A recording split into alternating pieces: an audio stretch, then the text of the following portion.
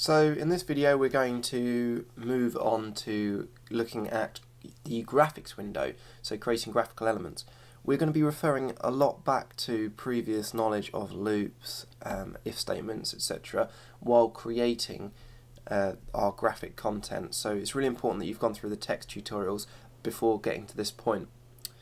So we're going to start off by just seeing what is in the graphics window command. So if I start typing graphics window and hit enter, you'll notice there is a lot of things that you can do within the graphics window.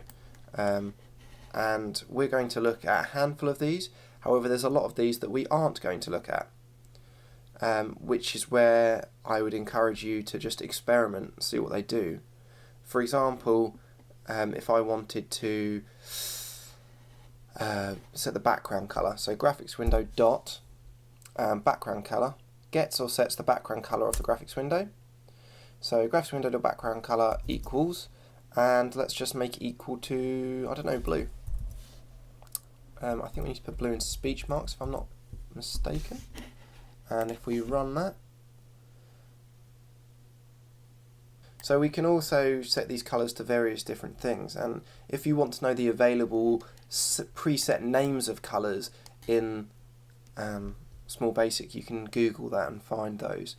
But there's all sorts of different weird colors, like different shades of pinks, the kind of things that you'd see on a wall and all sorts. There's very powerful things that we can do. We could say maybe we'll set the background color to be a random background color.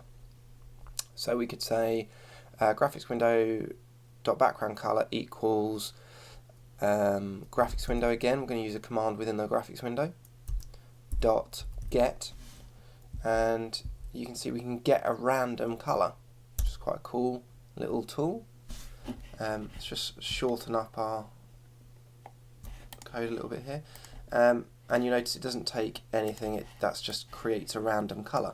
And if we run that, we probably find that, sure enough, we just get a random color every time we run. So what about if we wanted to go and change the size of our graphics window? This is quite common that you might want to do this. I'm going to do this first. So I'm going to say graphics window again, and we're going to say dot height. Very nice and simple. And of course this just sets the height of the graphics window in pixels. So if you know the dimensions of your screen, you can type that in. So I'm just going to not make it full screen, but I'm just going to say I want it to be, oh no, I was going to do 800, and I was going to do the width by 1500. And if we run that now, you'll notice that we've got a different size graphics window. Now you can take things a lot further, and for example, when we create this graphics window, and again I just encourage you to experiment around with, you'll notice that the user can actually change it. So even though you've set a size, the user can drag and change the graphics window size. You can stop that from happening. I'm sure we'll find the command pretty quickly. Graphics window, and if we look down this list, we've got something that says can resize dot can resize, and we're just going to set that to false. I think that will work, we'll soon find out. So we create our graphics window once more.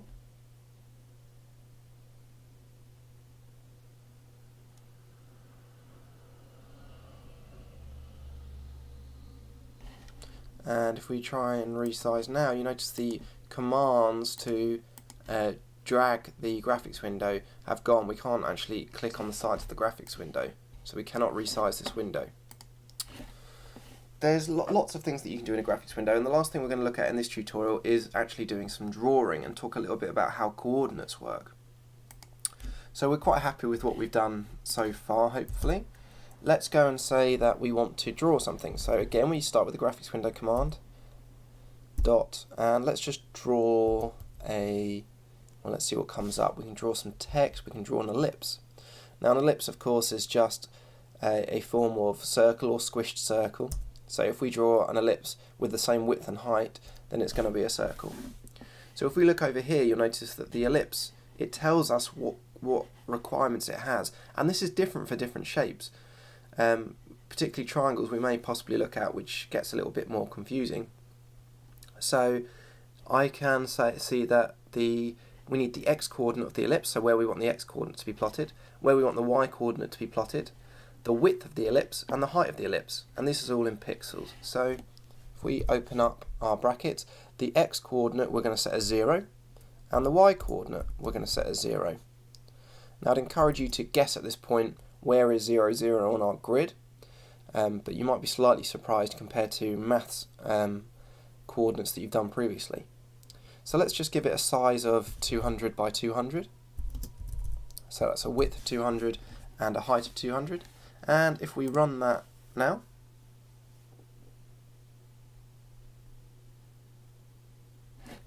you notice we get this circle drawn. Now I drew this at 0, 0. It's worth noting that this point here is 0, 0, and that this shape was drawn 200 big. So when I said a width of 200, it went across 100, 200, and that's the width of the circle. Notice it is being plotted from this top left corner. There is no line of the circle in this top left corner just due to the shape of the circle, but it is being plotted from this point here. You'll notice the y-coordinates come down this way, and this is 0 on the y, this is 100, this is 200, and this continues on down through the graphics window to, I believe we said it's 800 in height down here. So it's really important just to be aware here that the y-coordinates do go in a different direction. We're used to having what we call in maths the origin in the bottom left corner, and 100, 200, 300, but it's not the case. Y goes the opposite way down the screen, which is confusing when you come to code, and you just need to be very aware of that. So as I said, you can draw other shapes, and just to show you how they are different, we're going to draw a triangle maybe, because they are take a lot more arguments.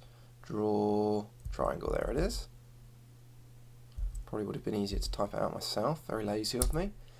And you'll notice that when we come to draw a triangle, it wants the x and y coordinate of the first point, then the x and y coordinate of the second point, and then the x and y coordinate of the third point. So for example, I could say that I wanted it to be drawn, the first point at 50-50, the second point I want to be drawn, try and keep my spacing the same, the second point I'd like to be drawn at, I don't know, 100, 100. And the next point I'd like to be drawn at, let's go 100, 600. And if we run that,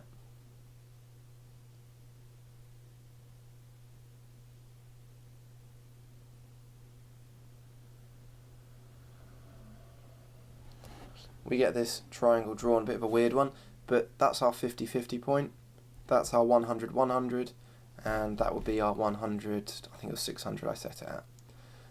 So you can just notice we've gone 600 pixels down the screen, which in our case is 3/4 of the way down the screen. Oh, not quite.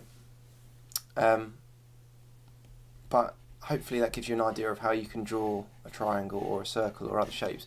There's just one last point. If you wanted to, rather than draw an empty triangle, you can also do a fill command as well, and you can fill triangle, fill rectangle, etc., and you get those shapes drawn but with a filled colour inside. The colour is preset to, for example, that colour, so we can change the brush colour, so we can just say graphics window dot brush colour, and we can set that to be red, for example. Oh, forgetting to put it in speech marks. And if we run that, sure enough, we end up with a red triangle instead.